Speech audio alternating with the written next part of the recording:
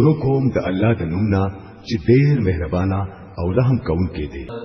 ثنا خاص الله لردا چې په خپل بنده باندې دا کتاب نازل کړو او په دې کې هیڅ کوواله ونساتو.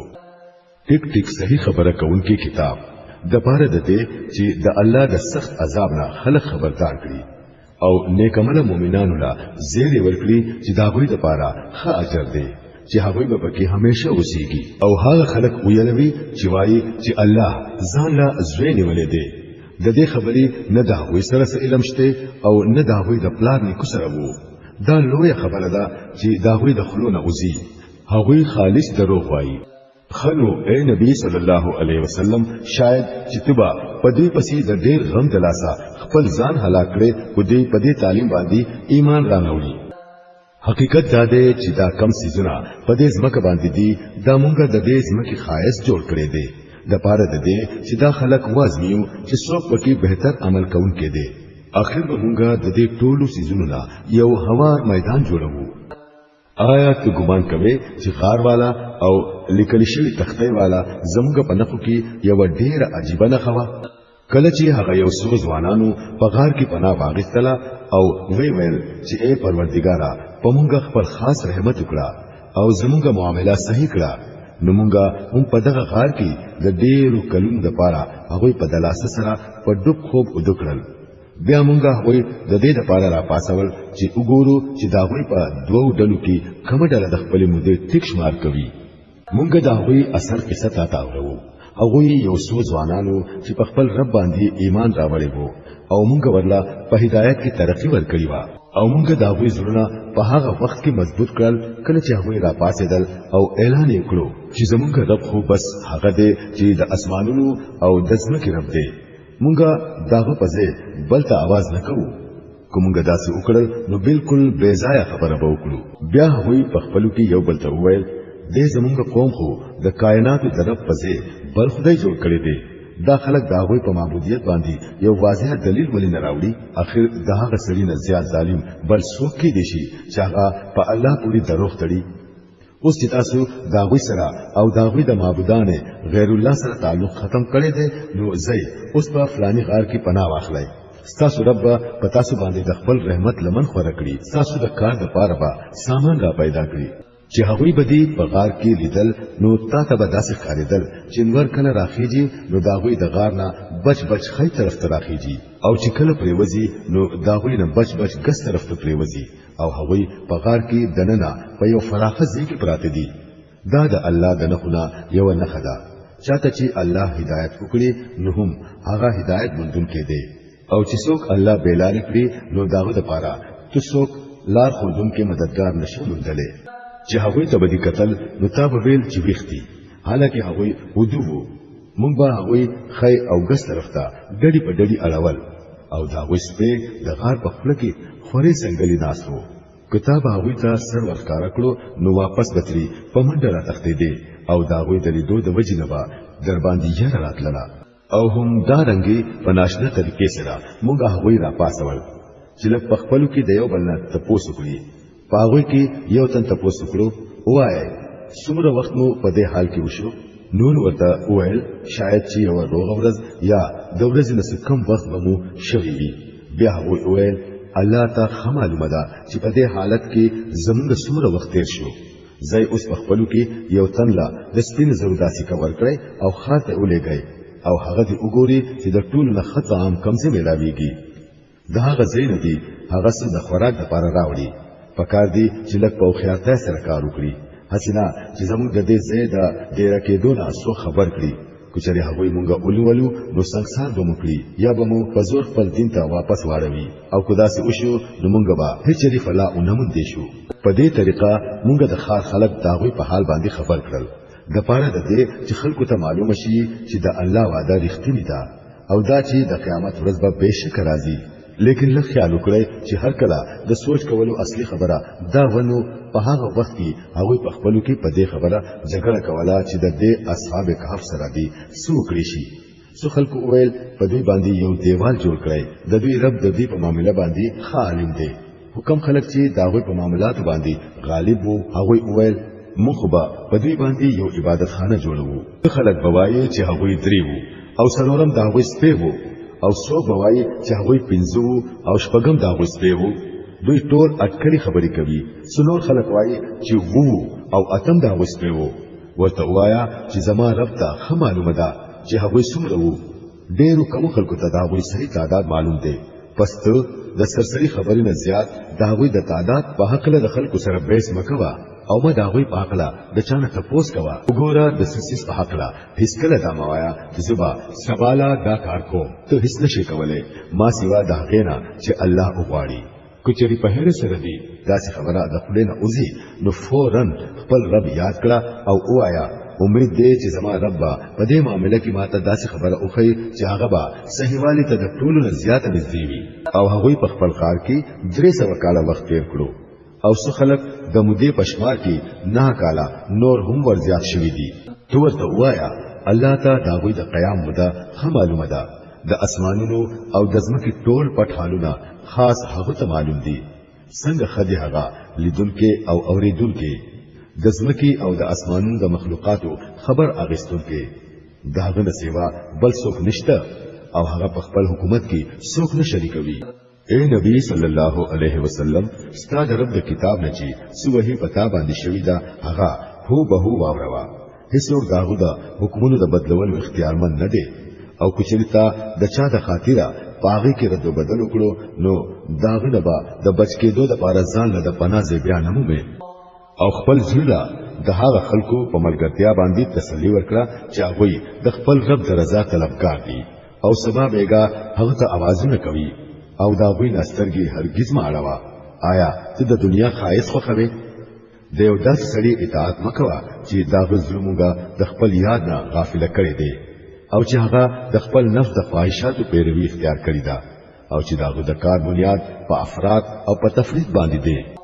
صفا ورته وایا چې دا حق دې ستاسو طرف د طرف نه اوس چې د چا زړه غواړي نو ودی مني او چې د چا زړه غواړي نو انکار دی وکړي موږ د انکار کوونکو ظالمانو لپاره یو ور تیار ساتل دي چې دا غي ګیرا دا غوی نه راچا پیر شوی دا هلته کو هغوی او بغواړي نو هغوی لبا داسې او ورکړي کیږي چې دا غي تیر د وریخ د خري پشان وي او دا غوی مخونه به ورتوي ډیر خراب سجده دسکلو او ډیر خراب سجده د آرام پاتې شو هغه خلک چې ایمان راوړي او نیک عمل وکړي یقین لري چې مونږه د نیکانو خلکو اجرونه نه ضایع کوو دا غوی د پاره همیشه سمسور جنتونه دي چې دا غي د لاندې باندې نهرونه بهيږي هلته به هغوی ته د سرو زرو بنگړي اچولي کیږي د باریکو ریخمو او د اطلس او د دیبا شنه جامې باغوندي او په اوچتو تختونو باندې با تکیاګانو ته ډډي وهي بهترینه بدله ده او د اعلی درجه قیامګاه ده اے نبی صلی الله علیه وسلم دوی ته یو مثال پیش کړه دوه کسانو په هغوی کې یو لمونګه د انګورو دوه باغونه ورکړل او داغه دوانو نه مچاپیره د کجورو د ونو شپول ولګو او داغه په مینس کې مو د کروندې ځمکه جوړ کړه دوانو باغونو خطر کیو کړه او په بار نیونی کې هیڅ کمې پاتې نه کړو دغه باغونو په مینس کې مونږه یو نهر جاری کړو او هغه ته ښه نفع حاصل شوه دا هر څه داغو او یو ورځ خپل گاونډي ته په خبرو کې وویل زستانه په مال کې زیات مالدار یم او ستانه زیات طاقتور کسان لرم بیا خپل باغ ته ورننوتو او د خپل نفس په حق کې ظالم شو او وی ویل زما ګمان ناراضي چې دا دولت بچري فنا شي او زه امید نه لرم چې د قیامت وخت بچري راشي بیا هم کچري زه خپل رب ته واپس کړی شم نو خامخابه د دین هم زیات شاندار ځای بیا مومم خپل گاونډي ورسره خبرې کولې او ورته وویل آیا تو کفر کوي د هغه ذات سره چې تی د خاورینا او بیا د نطفه نه پیدا کړي او ستانه یو پوره سړی جوړ کړو پاتې شوم زه د زما ادب خو هم دغه الله دی او زه دغه سره هیڅوک نشری کوم او هر کله چې تو خپل باغ ته ورننوتلې نو په هغه وخت کې تا دا ولې نه ویل چې ماشاءالله لا قوت الا بالله کته ما په مال او په اولاد کې خپل ځان کم ویني نو لري نه ده چې زما رب مال ستاره باغ نه بهتر راکړي او ستا په باغ باندې د اسمان نه څه آفت راولېږي چې باغې سره هغه یو صفا میدان پاتې شي یا د هغه وبو پزمکه کې خکته غیبی شي او بیا یې په هیڅ شان سره راونه وستلی شي اخر داسې وشوه چې دا ټوله نه فقط مکړې شو او هغه چې د انګول خپل باغ په سفرونو پاستر پروت ولیدو نو په خپل خرج شوی مال باندې لاسونه عمروړل او وی ویل چې افسوس کومه د خپل رب سره څوک شریک کړي نه وي او داغه سره د الله نه سیوا بل یو ډول ملګری نشوا چې داغه سره امداد کړي وي او نه په خپل د دې آفت مقابله وکړي شو په دغه وخت کې معلومه شو چې د کارونو سمولو اختیار خاص هم الله لره دی چې حق دی انعام هم هغه بهتر دی چې هغه ورکړي او انجام هم هغه خدای چې هغه وخی او اے نبی صلی الله علیه وسلم دوی د دنیا د ژوند په حقیقت باندې په دې مثال سره په هکړه چې نن مونږه د اسمان نه وبرا ورولې د ځمکې بوټي خګ ګڼ شو او سواله دغه بوټي زره زره شو چې هواګانی الوزوي الله په هر څه باندې قدرت لري دا مال او دا اولاد صرف د دنیا د ژوند یو لن وخت تیز خواهش دی په اصل کې خو ستاسو د رب پنځ باقی پاتې کېدونکو نیکیانی د نتیجې په لحاظ سره بهتر دي او هم داغه سره خو امیدونه ترلې کېدي شي فکر د هغه ورزي پکار دی کله چې مونږ دا غرونه روان کړو او ته د ازمکه بالکل لغړه وینې او مونږ به ټول انسانان په ګیره کې داسې راجمع کړو چې د مخکینو او رستنو نه به یو هم پاتې نشي او ټول بستا د رب په دربار کې قطار په قطار پیش کړی شي اوس وګورئ کنه تاسو موږ له هم هغه سراغله لکه څنګه چې مونږ تاسو په اول ځل پیدا کړی وای ستاسو خدا خیال وو چې مونږه ستاسو د پاره د واده سو وخت مقرر کړی نه دی او عمل نامه به مخې ته کې خو دي شي په دغه وخت کې به تو ویني چې مجرمان خلک به د خپل ژوند د عمل نامې نه یریږي او وایي به چې هاي زمونږ کم بختی دا څنګه عمل نامه ده چې زمونږ یو وړو کې او لوی عمل داسې نه دی پاتې شوی چې هغه پدې کې لیکل شوی نه دی چې هغه کړیو هغه ټول خپل مخ ته حاضر بیا مومي او ستاره به په هیڅ یو ذره ظلم نه کوي یاد کړه کله چې مونږه فرښتو ته وویل چې آدم ته سجده وکړي نو هغه سجده وکړه او ابلیس اونکړه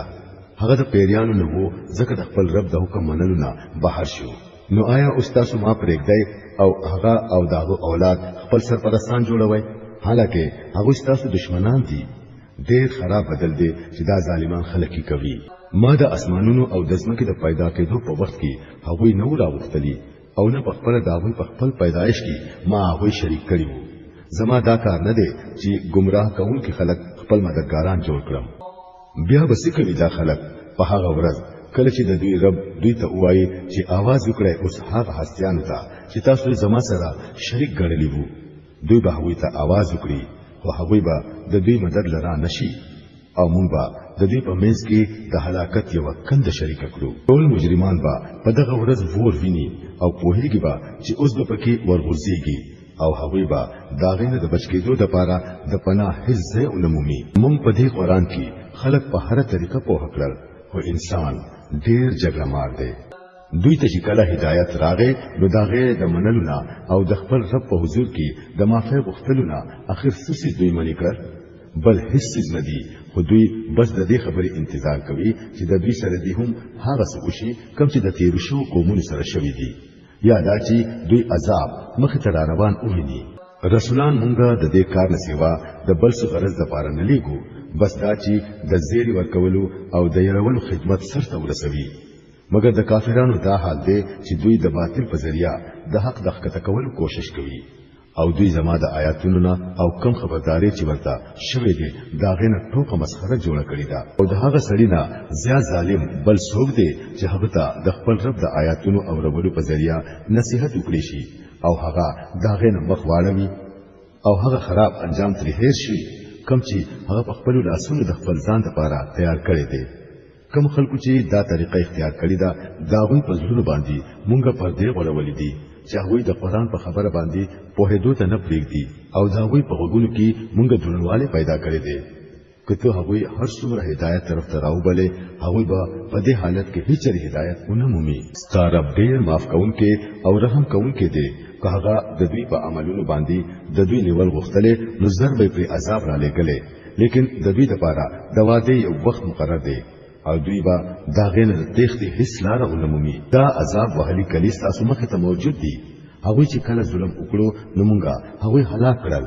او په هغه کې د هر یو د هلاکت لپاره مونږه وخت مقرر کړی وو دوی ته هغه قصه لکشان واوروا کوم چې موسی عليه السلام ته په خشوي وا کله چې موسی عليه السلام خپل خادم ته ویلی وو چې زبا خپل سفر تر هغه پورې نه ختموم ترڅو چې زه د دوانو دریابونو د یو ځای کېدو مقام ته ونرسم کنه نو ډېره موده به زه هم دغسې روان یم. بیا چې کله هغوی د هغې دوانو دریابونو د یو ځای کېدو مقام ته ورسېدل نو د خپل مهینه بې پروا شول او هغه مهې راووتو او په دریاب کې داسې روان شو لکه چې مخې ته یې سورنګ وي. وړاندې چې لاړل نو موسی علیه السلام خپل خادم ته وویل راوړه زموږ ناشته، په نننۍ سفر کې خو مونږ ډېر زیات ستړي شوي یو. خادم وویل تا ولیدل دا څه وشو؟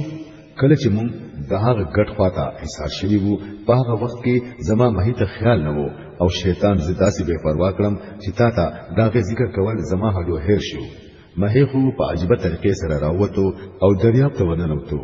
موسی علیه السلام وویل دغه خو هغه ځای و چې مونږ لټولو. نو هغوی دواړه په خپله لاره بیا واپس را روان شو. هلته هغوی زمونږ د بندگانو نه یو بنده وموندو چې په هغه باندې مونږ خپل رحمت کړی وو او د خپل طرف نه مو ورته خاص علم ورکړی وو. موسی علیه السلام هغه ته وویل آیا زه ستا سره پاتې کېدی شم؟ د دې غرض دپاره چې ته ما ته هم د هغې پوهې نه تعلیم راکړې کومه پوهه چې تا ته ښودلې شوې ده. هغه ورله جواب ورکړو ته زما سره صبر نشې کولی او د کوم څیز چې تا ته خبر نه وي اخر ته به په هغې باندې څنګه صبر وکړې شي. موسی علیه السلام وویل انشاءالله ته به ما صبرناک ووینې او زه به په هیڅ معامله کې ستا نافرماني نه کوم.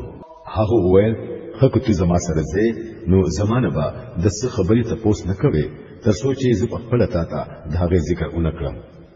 اوس هغوی دواړه روان شو ان تر دې پورې چې کله هغوی دواړه په یو کشتۍ کې سواره شو نو هغه سړي په کشتۍ کې سورې وکړو. موسی علیه السلام وویل تا په دې کې سورې د دې دپاره وکړو چې د کشتۍ ټول خلک ډوب کړې؟ دا خو تا یو سخت کار وکړو. هغه ورته وویل ما تا ته ویلی نه و چې ته زما سره صبر نشې کولی؟ موسی علیه السلام وویل په هیره ما منیسه زما په معامله کې لږ د سختۍ نه کار مه اخله. بیا هغوی دواړه روان شو ان تر دې پورې چې هغوی له یو هلک مخې له ورغی او هغه سړي هغه قتل کړو. موسی علیه السلام وویل تا یو بې ګناه قتل وکړو حالکه هغه د چا وینه نه وه تویه کړي. دا کار خو تا ډېر خراب وکړو. هغه وویل ما تا ته نه وویلې چې ته زما سره صبر نشې کولی؟ موسی علیه السلام وویل د دې نه وروسته کومه ستا نه څه تپوس وکړو نو ما بیا مملګری کوه. اوس خو زما د طرف نه تا ته عذر میلاو شو. بیا هغوی وړاندې روان شو ان تر دې چې یو کلي ته ورسېدل او د هغه کلي د خلکو نه یې ډوډۍ غوښتله خو هغوی د دې دواړو د میلمستیا نه انکار وکړو. هلته هغوی یو دیوال ولیدو چې را پرېوتو ته نږدې و. هغه سړي هغه دیوال دوباره جوړ کړو. موسی علیه السلام وویل که تا غوښتلې نو د دې کار مزدوري دې ترې اخیستلی شوه. هغه وویل بس زما او ستا ملګرتیا ختمه شوه. اوس زه تا ته د هغې خبرو حقیقت ښیم چې په کومو خبرو تا صبر ونه کړی شو. د هغې کشتۍ معامله دا وه چې هغه د یو څو غریبانو کسانو وه چې په دریاب کې به محنت مزدوري کوله. ما اراده وکړه چې په دې کې عیب را پیدا کړم ځکه چې وړاندې د یو داسې بادشاه علاقه وه چې هغه به هره کشتۍ په زور اخیستله. پاتې شو هغه هلک نو د هغه مور او پلار مؤمنان وو. موږ سره د دې یعنی فکر شو چې دا هلک به په خپل سرکشۍ او کفر سره هغوی تنګ کړي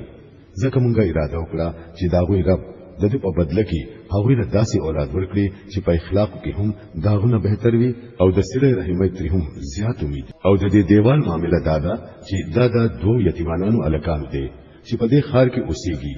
د دې دیوال لاندې د دې بچو دپاره یوه خزانه ښخه کړې شوې ده او د هغوی پلار یو نیک سړی و. په دې وجه ستا رب وغوښتله چې دا دواړه بچي دی بالغان شي او خپل خزانه دی راوباسي. دا کار ستا د رب د رحمت په وجه شوی دی. ما چې په خپل اختیار سره نه دی کړی.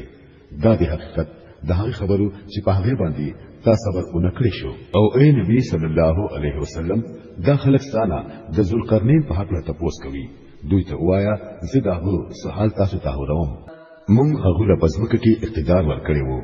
او هغو له مو د هر قسم اسباب او ذرایع ورکړي وو. هغو اول د مغرب طرف ته د یو مهم تیاری وکړو ان تر دې پورې چې کله د نور د ډوبېدو حد ته ورسېدو نو هغه ولیدو چې نور په تورو اوبو کې ډوبېږي او هلته د هغه سره یو قوم میلاو شو. موږ ورته وویل ای ذوالقرنینه تا ته دا طاقت هم حاصل دی چې ته دوی له تکلیف ورکړې او دا هم چې ته د دوی سره نیکه طریقه اختیار کړې. هغه وویل څوک چې په هغوی کې ظلم کوي موږ به هغوی له سزا ورکوو بیا به هغه خپل رب طرف ته واپس کړي شي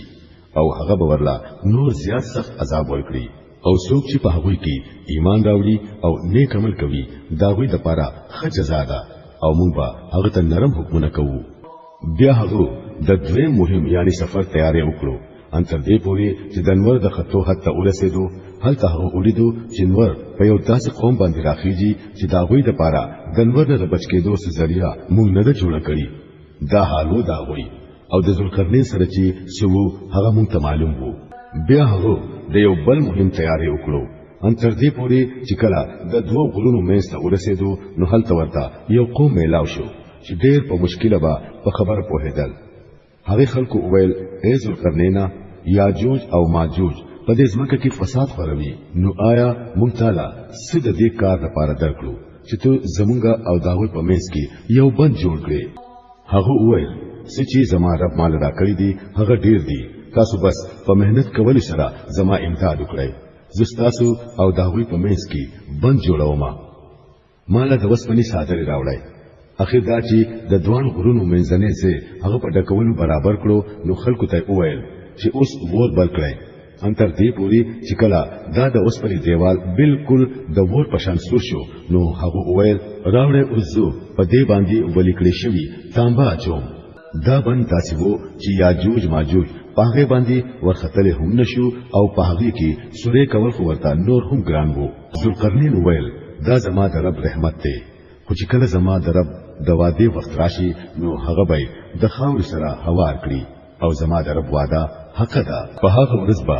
مونږ خلک پرېږدو چې د سمندر د چپو پشان په یو بل کې ورننوځي او په سور کې به پوکې وهلی شي او مونږ به ټول انسانان راجم کړو او هم دغه ورځ به وي چې مونږ به جهنم د کافرانو مخې ته راولو د هغه کافرانو مخې ته چې زما د نصیحت نه وړاندې شوي وو او د سو اوریدو د پاره اډو تیار نه وو نو آیا دا خلک دې کوم چې کفر اختیار کړي دي دوی دا خیال لري چې ما پرېږدي او زما بندگان خپل کارساز جوړ کړي موږ د داسې کافرانو د میلمستیا لپاره دوزخ ته ساتلې دي نبی صلی الله علیه وسلم دوی ته وایا آیا موږ تاسو ته وخیو چې په خپل عملونو کې د ټولو نه ناکام او نامراد خلک څوک دي هغه خلک دي چې د دنیا په ژوند کې دا غوي ټول کوشش د نیغ لارینه بیلاری وي او دا غوي دا خیال وي چې غوي هر څه ټیک ټیک کوي دا هغه خلک دي چې هغه د خپل رب د آیاتونو منلو نه انکار وکړو او دا سره د پېښې کولو یقین ونکړو په دې وجہ دا وی ټول عملونه ضایع شول د قیامت په ورځ به مونږ هغه لا هیڅ وزن نه ورکو دا هغه بدلا دوزخ دی دا هغه کفر په بدله کې کم چې هغه وکړو او د هغه ټوکو په سزا کې کم چې هغه زما د آیاتونو او زما د رسولانو سره کوله البته کوم خلکو چې ایمان راوړو او نیک عمل وکړو دا غوي د میلمستیا د پاره به د فردوس باغونه وي چې هغه به پکې همیشه اوسيږي او هیڅ کله به دا غوي زړونه دا غزینا بل زیتا وتل اونغواړي اے نبی صلی الله علیه وسلم وایا که زما د رب د خبرو لیکلو د پاره د سمندر نه سیاهي جوړ شي نو هغه به ختم شي او زما د رب خبري به ختم نشي بلکې که داغه همرا سیاهي مونږه نور راوړو نو هغه به هم پوره نشي اے نبی صلی الله علیه وسلم وایا چې زه خو یو انسان یم ستاسو پشان ما ته وحی کیږي چې ستاسو معبود خو بس هم یو خدای دی پس څوک چې د خپل رب د ملاقات امید لري هغه له پکار دی چې نیک عمل وکړي او په بندګۍ کې د خپل رب سره بل څوک شریک نکړي